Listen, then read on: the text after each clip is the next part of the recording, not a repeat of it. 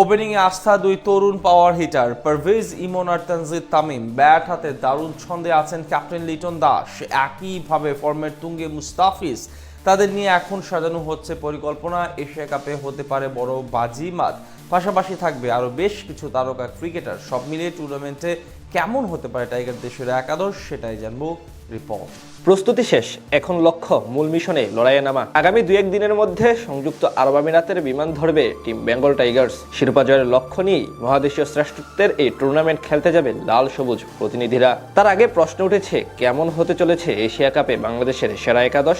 নেদারল্যান্ডসের বিপক্ষে সদ্য সমাপ্ত সিরিজে প্রায় সবাইকে সুযোগ দেওয়া হয়েছে। আসার কথা হলো, সুযোগ পেয়ে সবাই কম বেশি পারফরমেন্স করেছেন, যার সুবাদে সেরা 11 জন নির্বাচন করতে কিছুটা ব্যাক পেতে হতে পারে টাইগার টিম ম্যানেজমেন্টকে।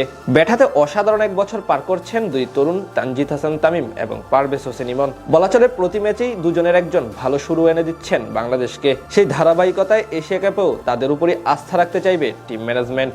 এমনকি টুর্নামেন্টের দলগতভাবে ভালো কিছু অর্জন করতে চাইলে তাদেরকে রাখতে হবে বড় অবদান। 3 নম্বরের জন্য থাকবেন অধিনায়ক লিটন কুমার দাস। সবশেষ 3 সিরিজের মধ্যে 2টিতেই সেরা খেলোয়াড় হিসেবে নির্বাচিত হয়েছেন তিনি। তাছাড়া সম্প্রতি ব্যাট হাতেও আছেন নিজের চেনা ছন্দে, তাই অধিনায়কত্বের পাশাপাশি লিটনকে ব্যাটার হিসেবেও বড় ভূমিকা রাখতে হবে। মিডল অর্ডার নিয়ে এখন অনেকটাই মধুর সমস্যায় বাংলাদেশ। সেখানে আপাতত প্রথম ম্যাচে টিকে যেতে পারেন প্রত্যাবর্তন করা সাইফ হাসান। ডাচদের বিপক্ষে 3 ম্যাচে মোটামুটি উজ্জ্বল ছিলেন এই ডানহাতি অলরাউন্ডার। মূলত পার্ট টাইম স্পিনার হিসেবে কাজে লাগানোর জন্য সাইফের উপর আস্থা রাখতে পারে টিম ম্যানেজমেন্ট। তবে একাদশ থেকে বাদ পড়তে পারেন তাওহিদ হৃদয়। ব্যাট হাতে দীর্ঘদিন ধরেই স্ট্রাগল করছেন তিনি, তাই তার পরিবর্তে জায়গা পেতে পারেন আরেক বাহাতি ব্যাটার শামীম হোসেন পাটোয়ারি। যদিও সবশেষ সিরিজে 2 ম্যাচে ডাগ আউটে ছিলেন তিনি। তাদের সঙ্গে ফিনিশার হিসেবে দেখা যাবে জাকের আলী অনিককে। বর্তমানে টি-20 দলের সবচেয়ে ধারাবাহিক সদস্য এই ব্যাটার। শেষ দিকে ব্যাট হাতে একাই গড়ে দিতে পারেন বড় ব্যবধান, তাই জাকের হতে পারেন টুর্নামেন্টে টাইগারদের ট্রাম্প কার্ড।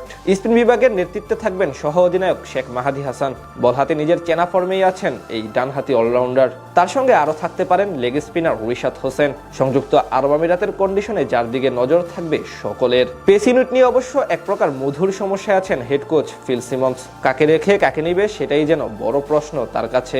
সেখান থেকে সবচেয়ে বেশি এগিয়ে চলতি বছর এখনো কোনো ইন্টারন্যাশনাল টি-20 ম্যাচ না হারা মুস্তাফিজুর রহমান, যাকে নিয়ে বড় স্বপ্ন দেখছে টাইগার ক্রিকেট প্রেমীরা। তার অ্যাসিস্ট্যান্ট হিসেবে থাকতে পারেন তাসকিন আহমেদ এবং তানজিম হাসান সাকিব। এই দুজনও আছেন দুর্দান্ত ফর্মে।